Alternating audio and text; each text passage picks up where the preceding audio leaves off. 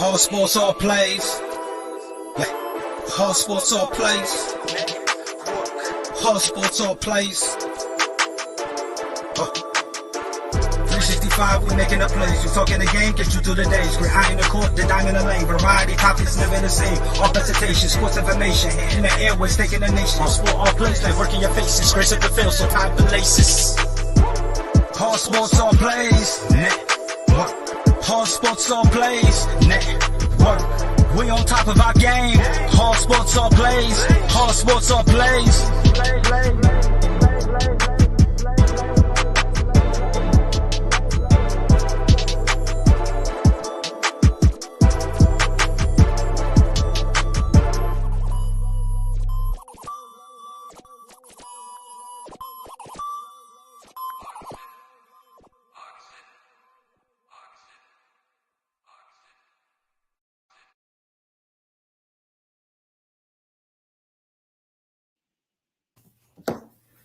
What's going on, everybody? Welcome. Good evening. This Friday evening. We want to welcome you to the ASAP Network. This is Just Say the Truth.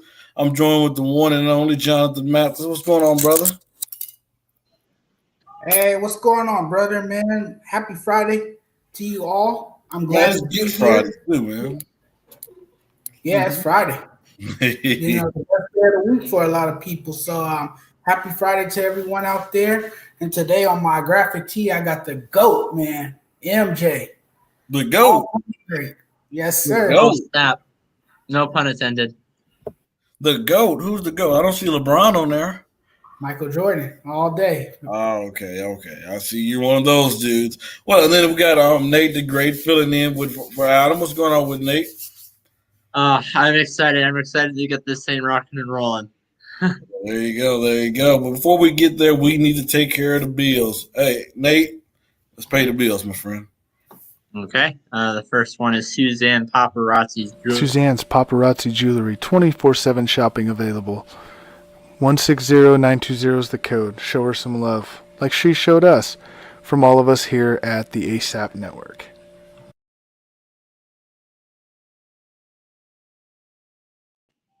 And then now, Misty Meadows.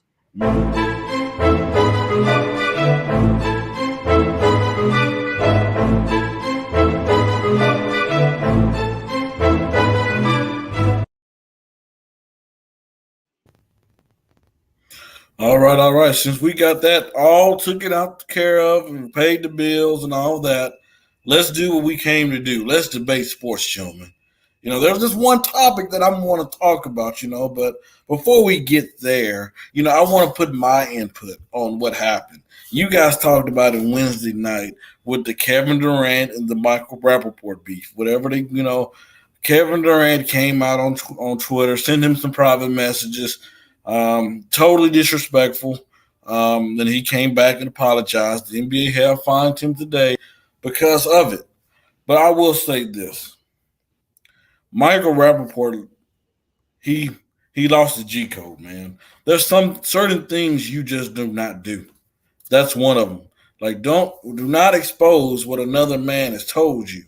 Here at the ASAP Network, we have stripped the little time that we have been started. We've had people who've thrown salt and dirt on our game through private messages, who've hated on us, who's a little jealous. But guess what? We will never post those messages publicly because guess what? There's something called the G code. There's certain things you do not do. Now, for Kevin Durant, man, you're supposed to be the face of the NBA, one of the faces for the NBA. You're supposed to be the leader. We haven't seen you in how many games? And this is what we're talking to you about in the media, talking to you about Kevin Durant going back and forth with an actor. Hey, we all know Michael Rappaport says whatever he wants to say. He's a crazy dude. The dude, if you listen to any interview, that dude does not care what he say. But Kevin Durant, we all know the dude is sensitive on when it comes to social media. There's certain things that you just do not do, and that's one of them. Do you guys want to say anything about that, or you guys pretty much said what you had to say on Wednesday about that? I said what I had to say. Kevin Durant just need to focus on rehabbing and get back on the court and get healthy and worry about playing consistent basketball for his team once he gets back healthy. Stop feeding into the negativity, ignore these people who come at him with comments. People are going to say what they want to say. I've had to learn this myself because I used to be one of those who were very sensitive when people would make comments and remarks about me. But you have to learn how to let the water flow off your back like a duck does in the pond and just move on from it and learn from it and try to stay above the fray. And that's all Kevin Durant needs to do. Like I said, this casts a negative light on him when he does respond. If it is true, because we know he's had burner accounts as well. No, it's true. The NBA fined him today. Okay, so there you go. So he just needs to, again, stay above the fray. Stay off of Twitter if it helps him. Stay off of social media. And again, just focus on what's important, and that's your basketball team and getting healthy. Yeah. Nate, do you want to touch on that or no? I think that it would be personally a little bit different. I think it would be a little bit different is if it may be a little bad in a sense too, but I think it would be a little bit different instead of it releasing it publicly, maybe going out to the Nets organization and talking to them about it. I think that would be a little bit a better way to handle it than releasing it out publicly. That's my only take on it. Yeah, he should have did something a lot better on that. But since we're talking about the Nets, let's go ahead and talk about the Nets. Hey, another example that shows us why LeBron James is the GOAT. He's the best player in the game. I'm pretty sure that there's guys that's tried to come at him, but I'm pretty sure he have not went at them that way. I mean, just saying. It takes more than just playing basketball. The next topic is the Brooklyn Nets putting this all-star studded team together just to beat a 36-year-old LeBron James in year 18. Absolutely, they're looking to dethrone the defending champs. Absolutely, that's why they put this team together. Doesn't mean that championship is going to come to fruition. It doesn't mean that they're going to win the championship. I mean, the one team that does stand in their way is the Los Angeles Lakers. That's the one team that's standing in their way, the Lakers. And this is why they did it, to try to compete with the Lakers and to try to, stop them from winning back-to-back titles. That's the only reason they decided to put together this star-studded cast of theirs now. That really doesn't pose a threat to me because, for one, they're not a very good defensive team. They don't commit to playing defense.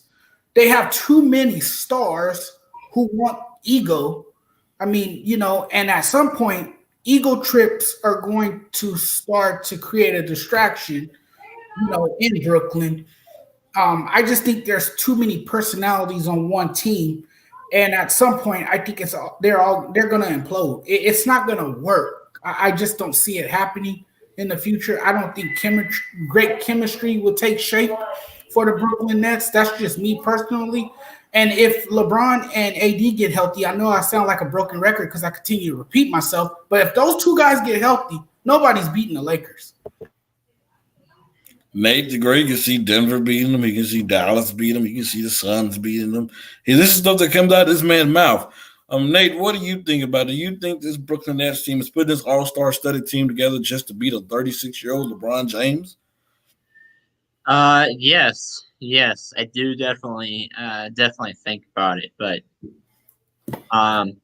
now when it comes to what we're in the situation that we are in right now with Anthony Davis or with LeBron James hurt, if they're going the path that they're going, then there might be a slight chance that they don't even have to worry about LeBron James and Anthony Davis and the Lakers in the finals. But they do have some problems on their end as well. Like, one, chemistry, like Jonathan said. Two, their head coach has not coached before. So he has played in the NBA. He does have experience playing. but he has never coached a team until this year. So coaching is an issue. Are you done now? Yeah. All right. Ladies and gentlemen, this show is called Just Say the Truth, and it's time for me to say the truth. When LeBron was I think it was like 2006. Do you remember the Big Three, Boston Big Three was built together? That team was built to be the young LeBron James, who didn't even know how to win, who didn't even know how to play. That's like saying we're going to build a team just to beat Luka and the Dallas Mavericks. That's exactly what it is. And guess what? We seen Kevin Durant. He went to Golden State. Why did he go to Golden State? Because he couldn't beat the King. He couldn't beat LeBron. Him and Westbrook came up short. They knew that they could not beat him. So he had to join a team, stack the deck to beat a LeBron James. Now he's doing the same thing in Brooklyn. He's teaming up to beat a 36-year-old man in year 18 and LeBron. Because Kevin Durant knows he could not handle his business against the King. I'm just saying. Somebody had to say it. If I remember right, Kevin Durant's one of those first superstars to go on that Brooklyn Nets team. No, it was Kevin Durant and Kyrie Irving. Kyrie Irving went after. It was Kevin Durant who went first. I remember the story. Kevin Durant told the Brooklyn Nets, he's coming because they didn't want Kyrie Irving. As long as you bring Kyrie Irving. He's the one that wanted James Harden. He got James Harden. We heard LaMarcus Aldridge say the first person that called him, even though we know LaMarcus Aldridge not to say LaMarcus Aldridge to pass, but he came out and said that Kevin Durant recruited me. Yes, Kevin Durant has a reputation for recruiting players, and I think he did lobby for a lot of these players to join him wherever he has decided to play throughout the course of his career. Look, this is a guy who has taken the easy way out to win championships. When it got hard in OKC, what did he do? He left and joined an already stacked team, a team that was built for an NBA championship. And what does he do? I'm sorry for cutting y'all, but we cannot forget. We got to keep the details. His team and that Oklahoma City team was up 3-1 against that Warriors team, but they could not finish the shit. They could not finish the job. Then he joined to leave a 73-19. You can keep going now. Exactly. So he joins Golden State, wins 2 championships there, leaves Golden State, decides to take his talents to Brooklyn. The excuse is that he wanted to be back on the East Coast. But I think he was already up to something. We just didn't hear it publicly. I think him and Kyrie Irving might have been talking about, becoming tag team partners in Brooklyn. And it was just so that did happen. And now look at them. They teamed up. Not only are those two together, now you got James Harden, you have Blake Griffin, and then you have LaMarcus Aldridge, and you still have a pretty decent bench, a decent squad. You have a great group of reserve players that can come off the bench and contribute as well. And that's why LeBron James is the GOAT. Michael Jordan can never be the GOAT because there's never been a team put together just to try to go beat him. There wasn't a team where Larry Bird, Reggie Miller, Charles Barkley, Magic Johnson, all them boys teamed up to beat Michael Jordan. We've seen it a couple times against LeBron James. That's what makes him the GOAT. Well, right now he is still considered the best player in the world. He is heavily regarded as the best player in the world. And, you see why. The Lakers just won a championship a year ago. And it seems like whatever he ends up playing, that team becomes relevant. He brings that team back to relevance. And we've seen that with LeBron James. So, yes, I can't argue with you, Freddie, that LeBron isn't the best player right now in the game today. Until someone shows me that they can top him in the game of basketball, then, he is the best player in the game as of right now. And Nate, I want to say something that you said. I'm more worried. I said this last night when I interfered Real Talk. I'm more worried about Anthony Davis coming back. I'm not worried about LeBron James. I know he will be back. He will be ready for the playoffs for the Lakers. I'm not sure about Anthony Davis, but if I had to guarantee one person is coming back, it's LeBron James. This dude has had the most durability body in the NBA history. This dude have had injuries and come back from it and look like he's better. So I'm not worried about him one bit, one at all. Okay, yes, but Anthony Davis. I'm more so worried about Anthony Davis than anything else because why has he been out this long? You know, is there something we don't know? That. Is there something we don't know about his injury? I think it's worse than what. No, he's okay.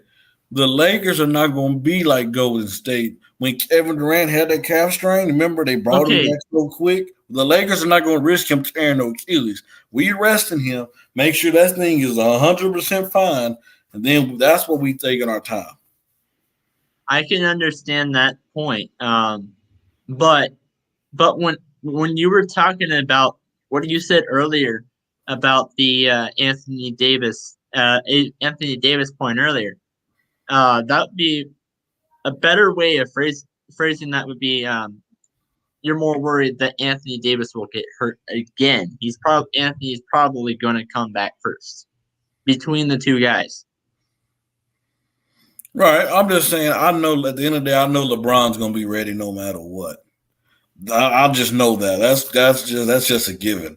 But I'm like Jeannie Buss telling Brooklyn Nets, bring it. We love the competition. We ready for it. You see what the shirt I have on, that we bring that Mamba mentality. Y'all already know. I wore that shirt for Nate, to let Nate remember who we are. Because sometimes he forget who we are. Guys, I'll be right back. We're doing the whole jersey thing. Oh man. Look at this dude. This dude on air. I'm in here to try to show off his little shirt. Whatever he got, maybe it's the Dallas, maybe it's Denver. We don't know. This dude rocks more than one team when it comes to basketball, but they always want to jump on me. Man, oh man. He gave me 3 baseball teams that he liked as well. And they talk about me. I mean, come on. Oh, snaps. He's back. Oh, snap. He's back. Is that a Denver? Yes, I don't have a Dallas Mavericks shirt. Yet. You're right. Maybe yet. I'll give him a break for liking Denver. He's from Colorado. So no, you can't. But why do you like a team in Dallas? Of all teams, Dallas. I live in Dallas. I support. Hey, if I ever move to Texas, that doesn't mean I become a Mavericks fan. If I ever move to the Dallas area, that doesn't mean I just become a Mavericks fan. That's not happening. Lakers all day. I bleed purple and gold for the rest of my life, wherever I go. Hey, man, brother. Let's get on moving to the next topic because we got some hot topics today, my friends. Let's go. Let's keep it up with the little beef. Russell Westbrook is going on a tear. He's averaging a triple-double yet again, putting up crazy numbers. So do Russell Westbrook needs to win a championship to become like a top 5 point guard of all time? We'll go with Nate on this one.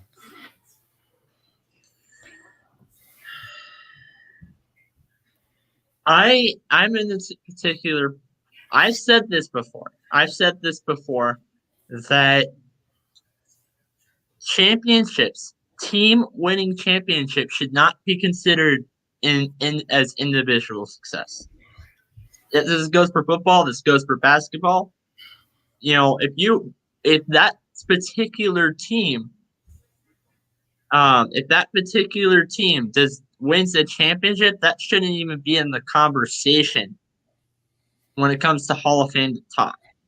When it comes to ranking players, when it comes to GOAT talk, that shouldn't even be put in the conversation because you win those as a team, not as an individual player.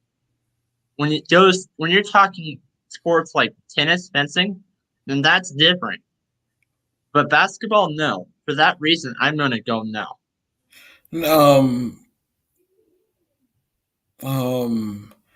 Nate, these players play for win championships.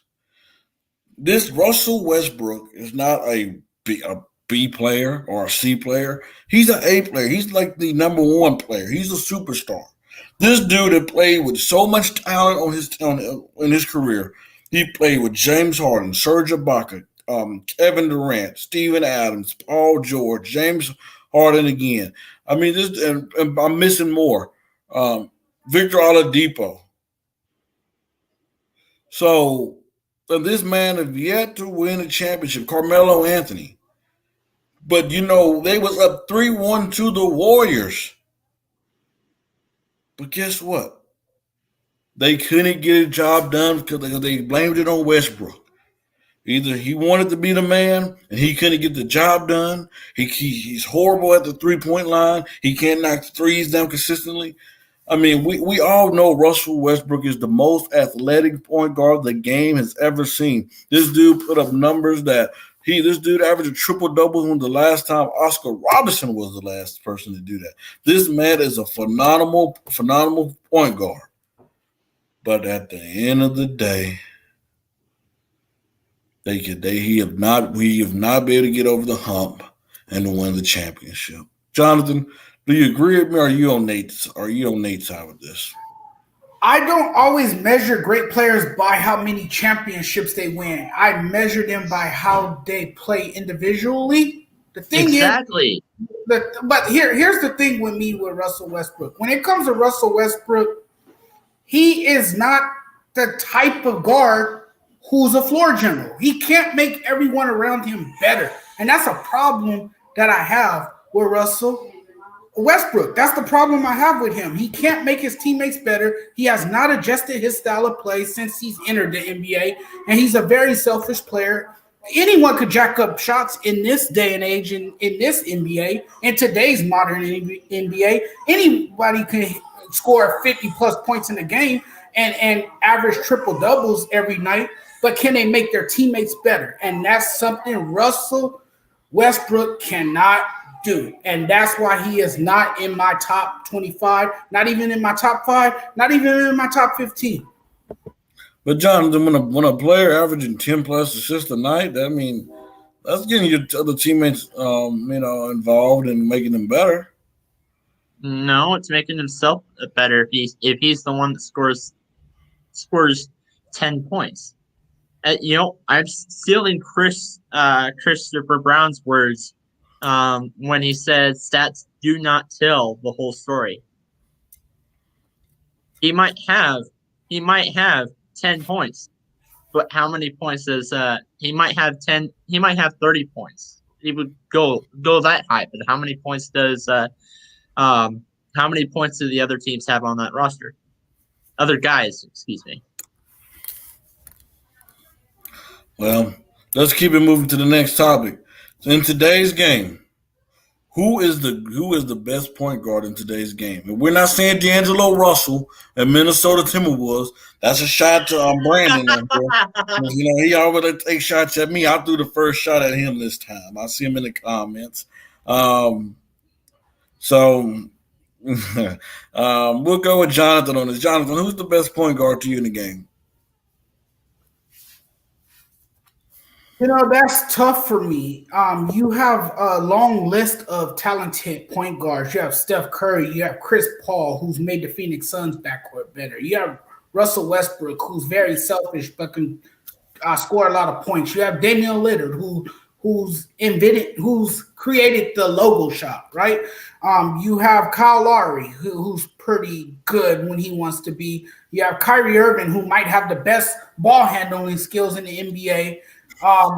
Right now, the hottest point guard in the league, and yes, he happens to play with the Golden State Warriors. He's really well known in the Bay Area, very popular. You guys probably know where I'm getting at. That is Steph Curry, man. I think he's on I agree with you to win the MVP award. This guy is the purest shooter in the game today. I don't think we can argue that he's the best shooter in the game. And by the time it's all said and done, he's going to be the best marksman that the game has ever seen. I mean, the guy can't flat out shoot. He's just ridiculous. He's a great scorer. He's basically doing everything he can to drag his team or to at least, keep his team afloat in the Western Conference. He's doing so much by himself to try to carry the weight on his shoulders for this team. I mean, that's a heavy burden for one guy, man. And, I'm just very amazed by the way he plays the game and his ability to knock down the three-pointer. It's incredible, man. It's like the guy never has an off night and he never misses his shot. So I think right about now, the best point guard, even though sometimes his game seems one-dimensional, I think he's the best point guard in the game today. Game time. Damian Lillard. I mentioned him. I said he created the logo shot. You're talking about one of the clutchest point guards in the game. Probably the clutchest point guard in the game. That, what he said, the only weakness in his game is that because he's loyal in this era. Like, man, like, that's true. Like, this dude, like, you put this dude on Golden State, switch Steph Curry, they would have won more than 3 championships. I believe this dude would have not have choked under pressure because Steph Curry came short under pressure many of times. Damian Lillard is more durability than Steph Curry.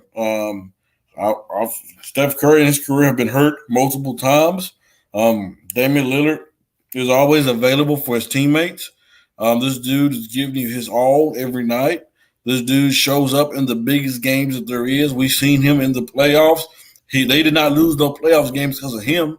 They lost because of the competition they was going ahead of, and then their team was not stacked up to beat the opposite team. Damian Lillard, man. Hey, Steph Curry started the three-point shot, okay? He made that legit. Steph Curry brought the deep three, made it relevant to the NBA. He made players adjust their games to fit into the NBA, okay? That's what Steph Curry did. But Damian Lillard took it to a whole nother level. He took it to a whole nother level. I mean, talking about in the logo in the playoffs, man, logo Lillard. You see what he did to Draymond Green the other night? Inspired him, making him think he can do it. Damian Lillard is the best point guard in the game. Nate, do you want to touch on that? Even though I know you're going to Steph Curry. But really, I could have went with LeBron James, but I'm not going to do that to y'all because that'd be selfish of me. LeBron James is a forward. But he played point guard last year. He did, but he's listed as a forward. Hey, and when he played point guard last year, he was the best point guard in the league. Just saying. And if you don't think so, please argue with me because I can tell the truth. Okay, last year was last year. But he played the position pretty well. Yes. He did. But last year was last year. When you're talking about this year alone. Yeah. Doing a little bit of standing comparison. I'm just gonna go off of Jonathan's take here. I think that when you're talking about the MVP, most valuable player, if you take away that player from the roster, how well would that roster be without him?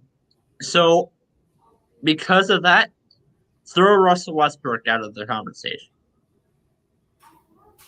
So that leaves with Damian Lillard, and that also leaves with Steph Curry.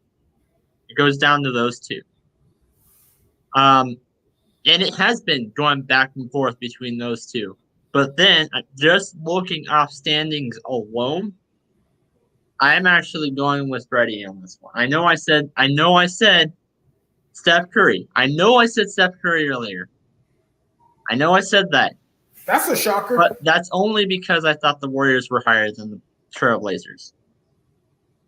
I'm looking at how well can they do with this team around them. Okay. Well, Nate is Not shocked. the LeBron James take. Not the LeBron James take.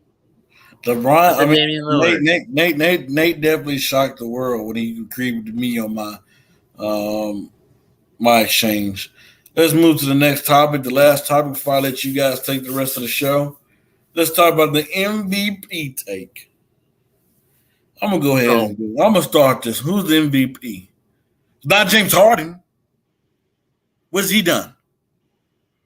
This is not the Joker, even though he put up numbers. It's not Joel Embiid. It's LeBron James. The time that he's off, we've seen why he's valuable. We've seen why he's so valuable while he's not playing on the game. The Lakers are barely trending water because they're missing their leader. This shows us how much more valuable this man is. Can we go ahead and say that without LeBron James, we cannot stay afloat? I see the 76ers staying afloat without James Harden. I mean, without Joel Embiid. I still see the Brooklyn Nets staying afloat without James Harden for a couple games. I mean, hey, just saying, LeBron goes, the whole team go. We worried about who's going to be the next man. Who's going to step up? Is it going to be Kuzma? Is it going to be Schroeder? Who is it going to be? But the other night, we played a good first quarter against the Bucks.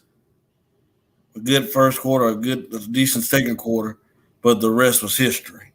If we had LeBron, he would have put us in our position. So LeBron should be the MVP. He should have been MVP last year.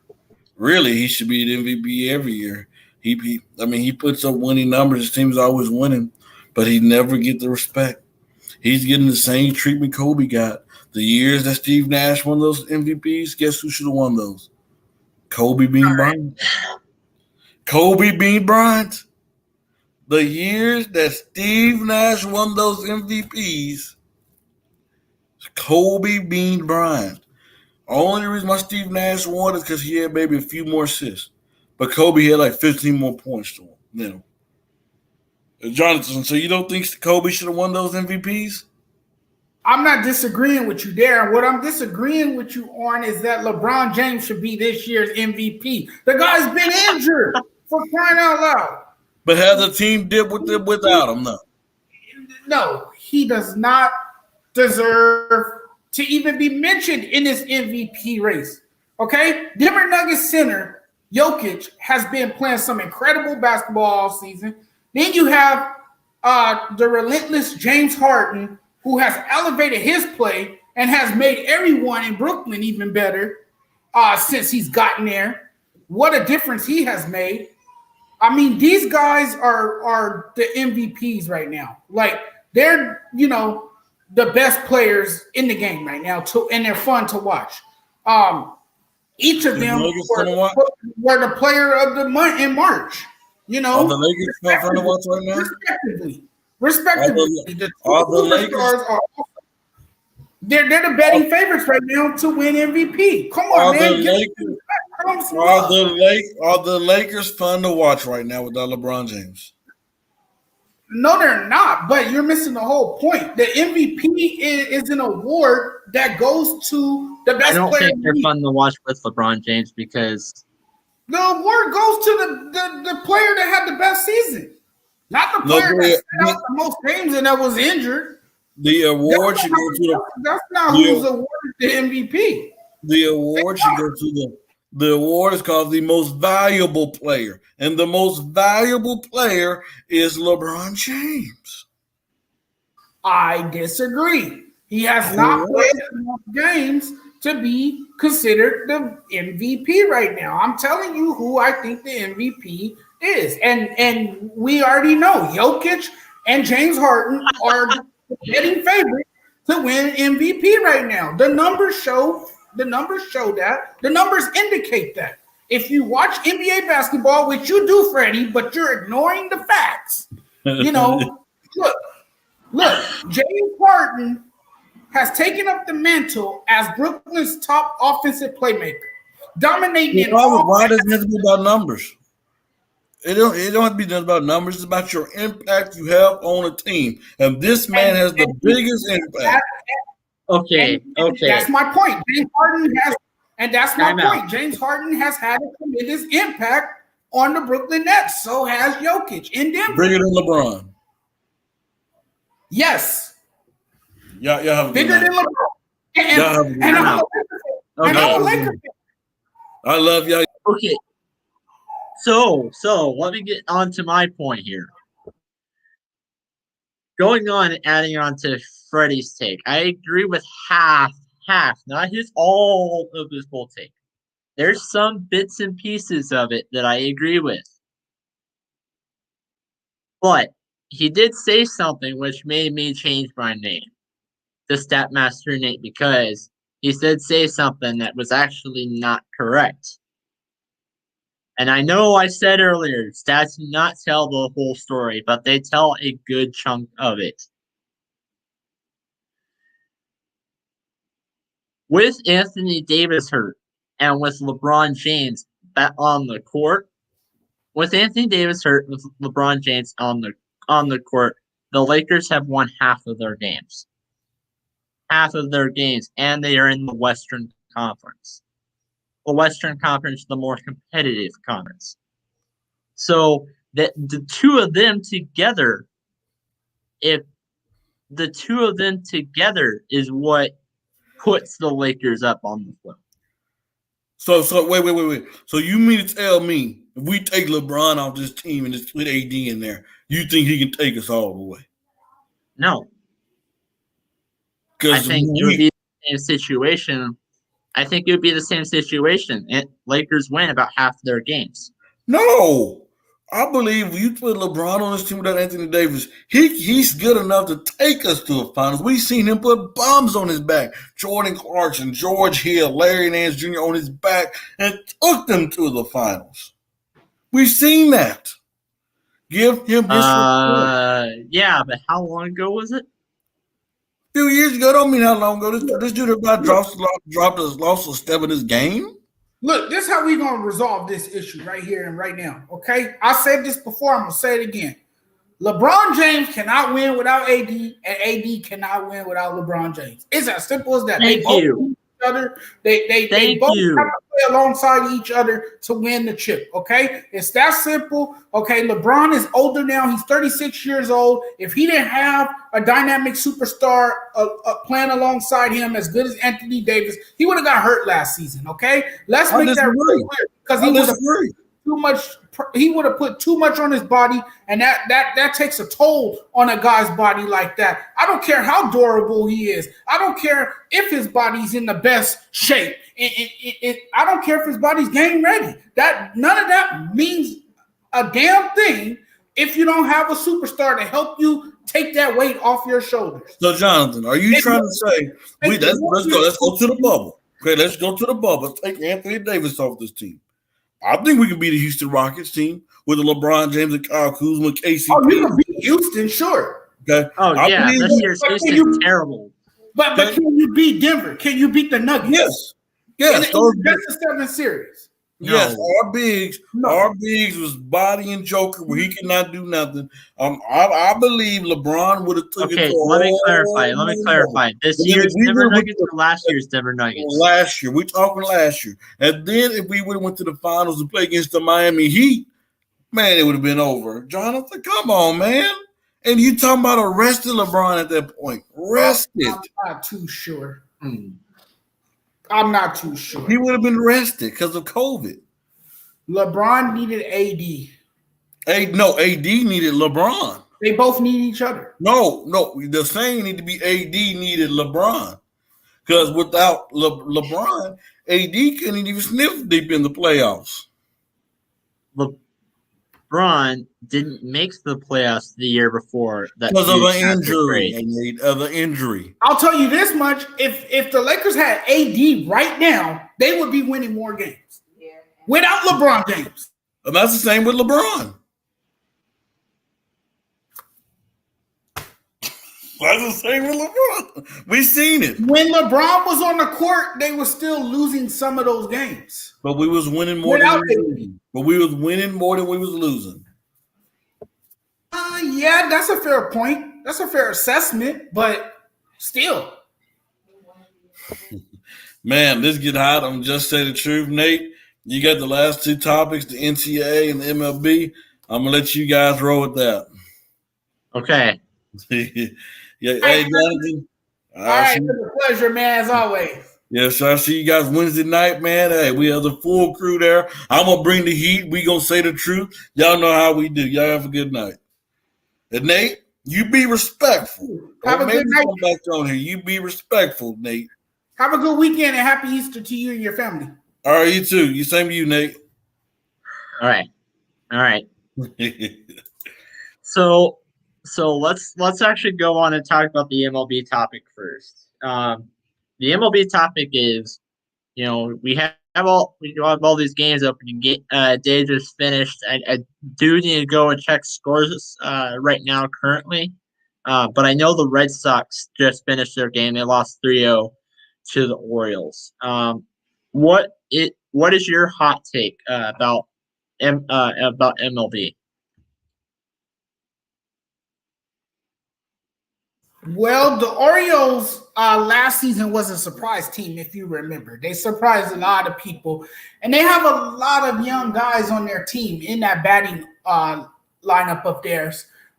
Santander, if I pronounced his name correctly. You have Ryan Mountcastle, whose name sounds like some kind of ski resort or some kind of English premier soccer team or something, beer or something, amazing last name, by the way. But, he's expected. He's even favored on some people's rookie of the year list to be the rookie of the year.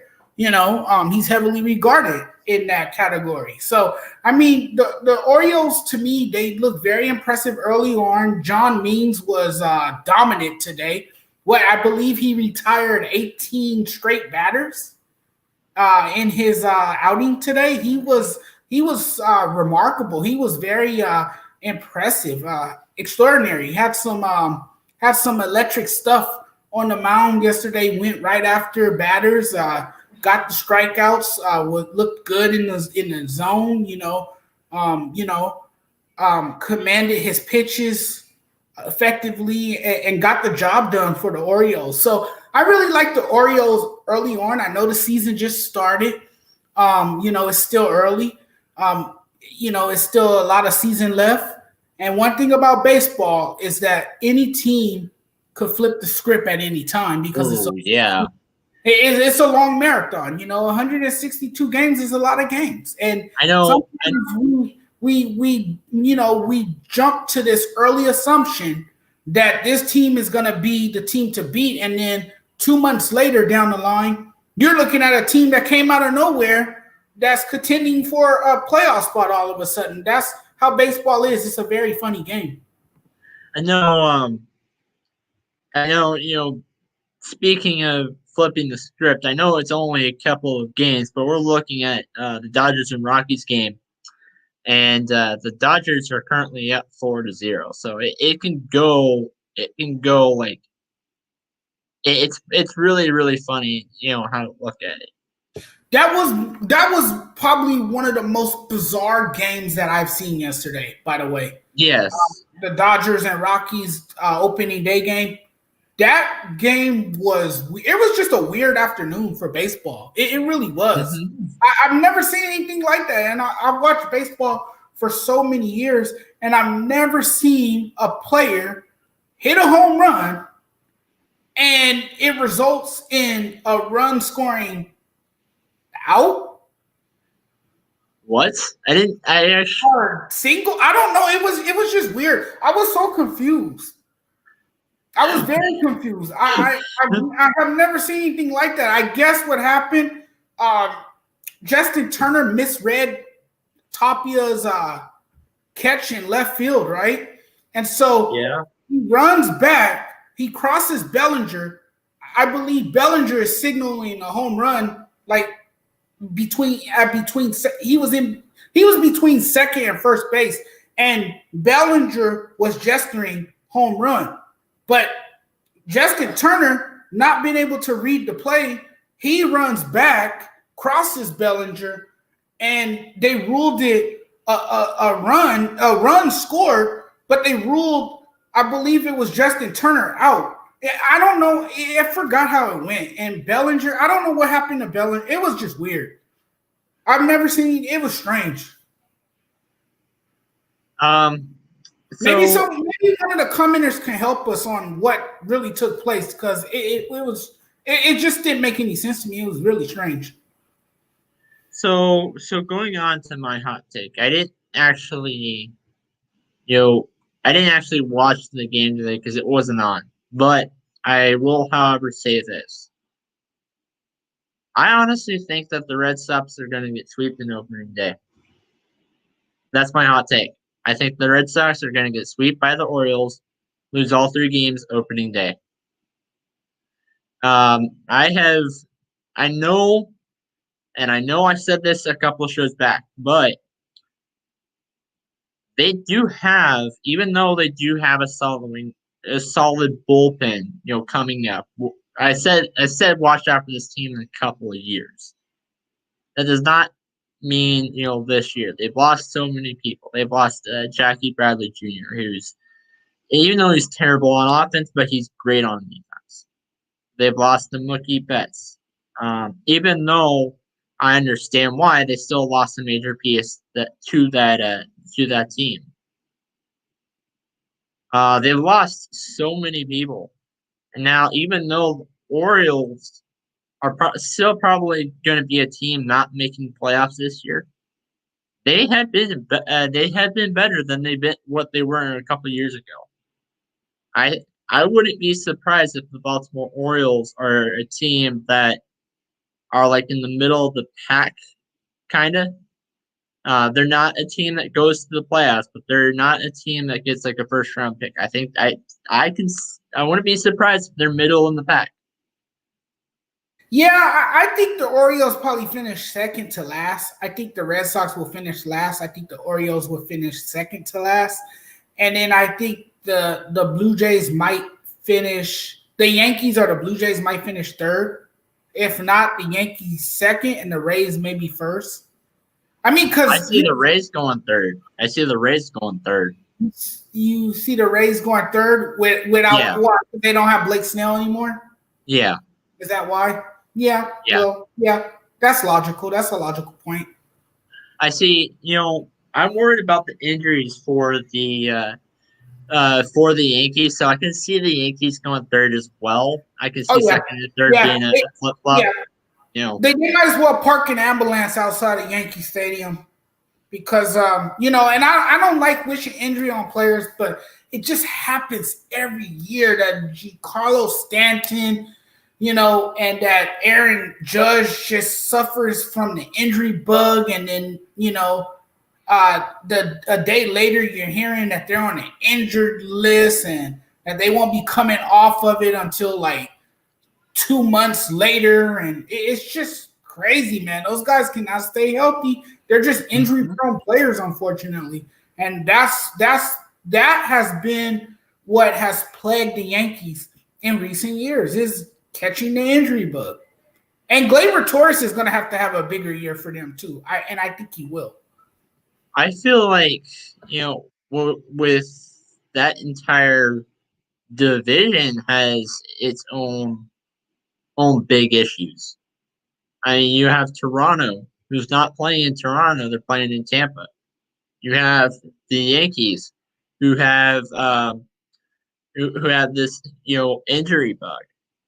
You have the Tampa Bay Rays, who they lost Blake Snell, so that pitching staff is not going to be as great as it was last year. To be honest, even though I still see them third, I think that is the least concerning issue out of that entire division. Pitching staff not being as great. Orioles are just the Orioles, and then Boston is in a rebuild. Exactly. Boston is in a rebuild. Even though they added Kike Hernandez, they are in a rebuild. The Orioles are still young. They're still developing and growing as a team. And then the Rays, they lost their ace, Blake Snell. And now the ace duties goes to Tyler Glasnow. He's their ace now. And then the Yankees, again, we talk about how injuries have, derailed their seasons in recent memory, so yeah, and in the Blue Jays, man, they look promising especially once they get George Springer back. They have a veteran pitching staff now because they have Robbie Ray, they have Ryu, and they have guys that can actually, that's actually been around for a while and that can pitch well in their starting rotation. So, I mean, the Blue Jays can easily come out of that division if those guys, can pile up some hits, if they play consistent baseball, and if they get quality pitching from their veteran arms. They can really make some noise in the AL East this year. Yeah. So let's move on and talk about the last topic.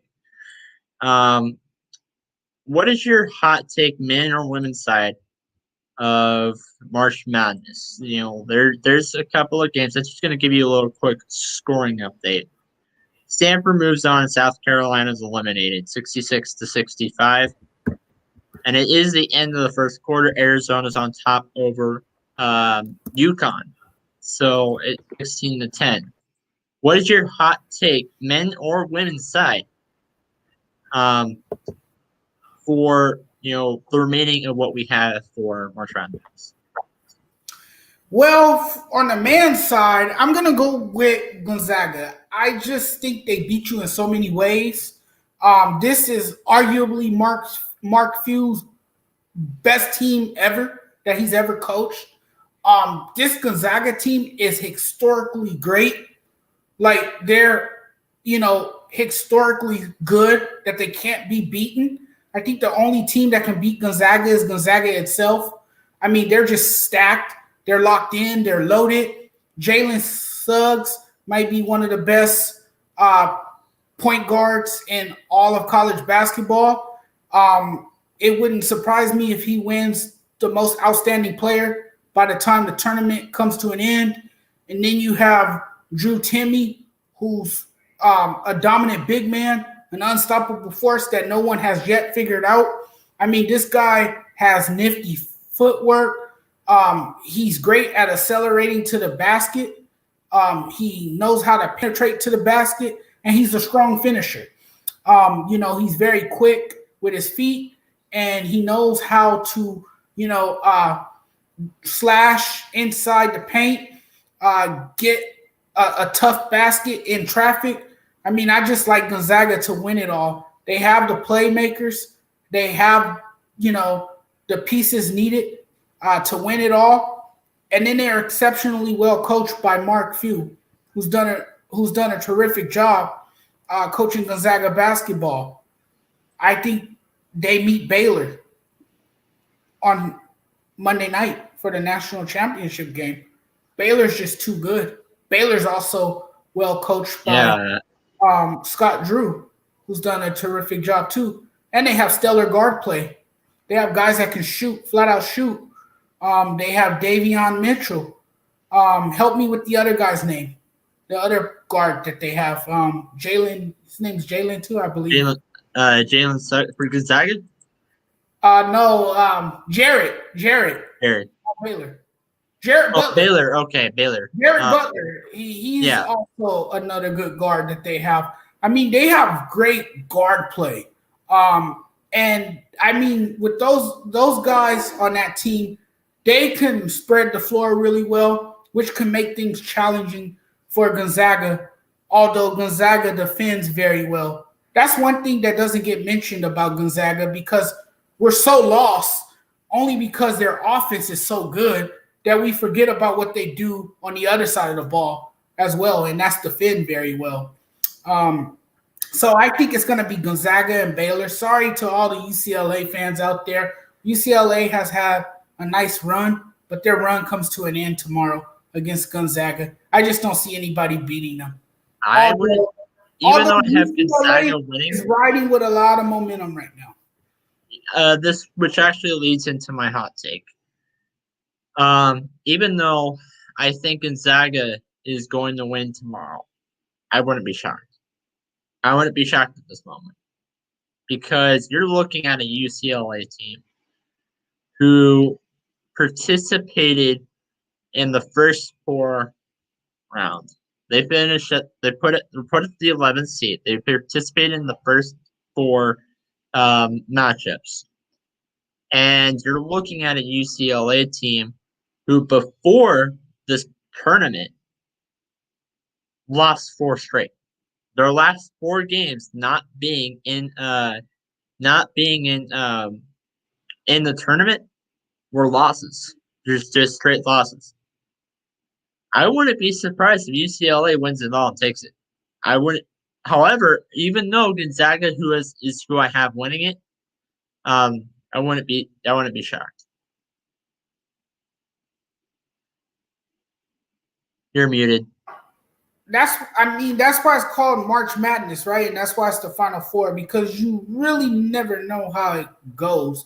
To all those college basketball experts out there that say they're experts, okay, no, you're not. You don't know. you don't know how this year.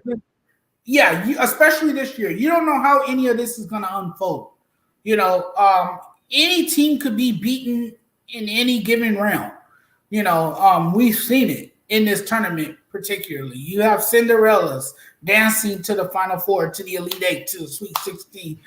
And then there's always that one team that you least expect that creeps up on you, come out of nowhere. And then there's always that team that everyone, places that bet on, the team that becomes the betting favorite. Mm-hmm. And they're the ones that usually let you down. So, I wouldn't be surprised at this point, but I'm sticking with Gonzaga because I just feel like they're just a stacked team and they're impossible to beat at this moment. And Drew Timme, to me, is just impossible to guard. Even though I say this a lot about Gonzaga, I picked to win it all. The team that I picked to win it all actually was Baylor in my bracket. So I pick a lot on Gonzaga because they choke a lot in the bracket. But Baylor does the same thing. It's probably because I'm a BYU fan. So anyway, that concludes the show. This has been Jonathan and I signing out for now. Take care, everyone. All sports, all plays. All sports, all plays. All sports, all plays. 365, we making a plays. You talking the game, get you through the days. We're high in the court, the dime in the lane. Variety, topics never the same. All presentation, sports information. In the airways, taking the nation. All sport, all plays, like working your faces. Grace at the field, so time the laces. All sports, all plays. Network. All sports, all plays. Network. We on top of our game. All sports, all plays. All sports, all plays.